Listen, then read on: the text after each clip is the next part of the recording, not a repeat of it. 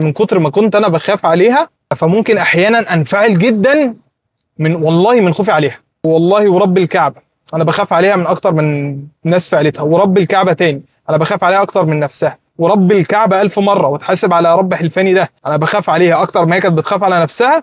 وبخاف عليها، او كنت بخاف عليها اكتر ما هي كانت بتخاف على نفسها، وكنت بخاف عليها اكتر ما في ناس كتير في اهلها كانوا بيخافوا عليها. فممكن احيانا انا كنت بتبقى طريقتي مش احسن حاجه، لكن علشان حته ان انا بخاف عليها دي.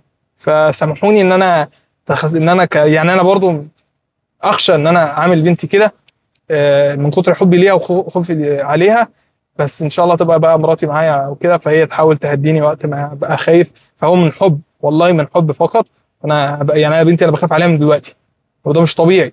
فانا عايز اقول لك يعني كيفيه ان انا بحب شخص زي بنتي دي او زي ابني، يعني حب صادق فعلا. فبس ده اللي كنت عايز اقوله لك يعني.